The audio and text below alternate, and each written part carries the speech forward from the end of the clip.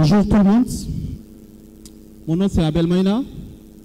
Je voudrais d'abord féliciter le CODNI pour le travail remarquable abattu depuis un certain temps pour qu'on puisse aujourd'hui être tous réunis dans cette salle, même si quelques-uns de nos frères sont encore dehors, ils sont encore mécontents. Je voudrais dire que le dialogue qui nous réunit aujourd'hui est un événement important et historique pour notre pays.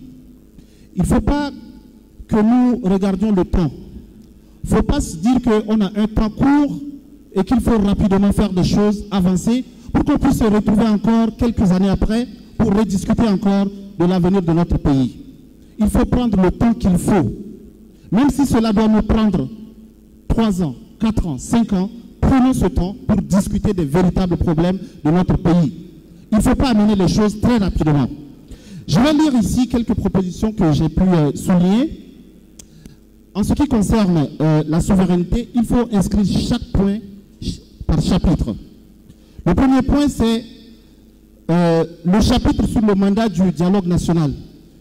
Il faudrait que cela soit bien défini. Le deuxième point, il faut un chapitre sur la souveraineté du dialogue avec plusieurs articles.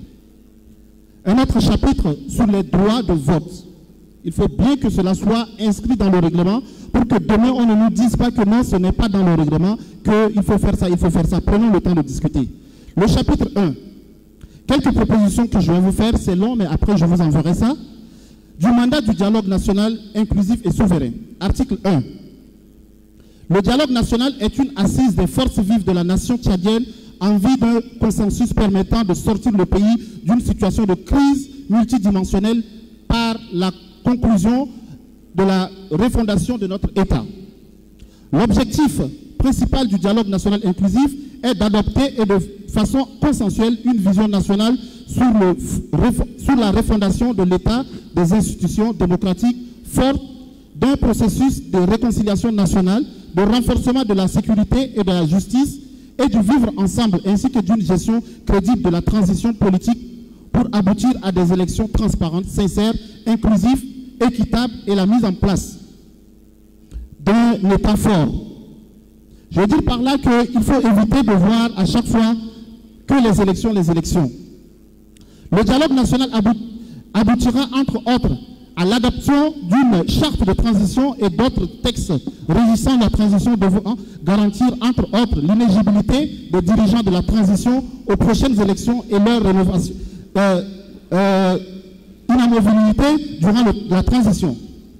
Une nouvelle transition à soumettre à l'adoption du peuple par référendum.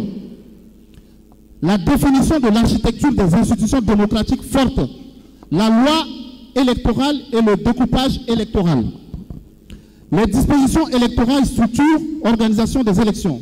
La définition des finalités et du cadre organisationnel du processus de vérité, justice, réparation et réconciliation entre tous les fils du Tchad.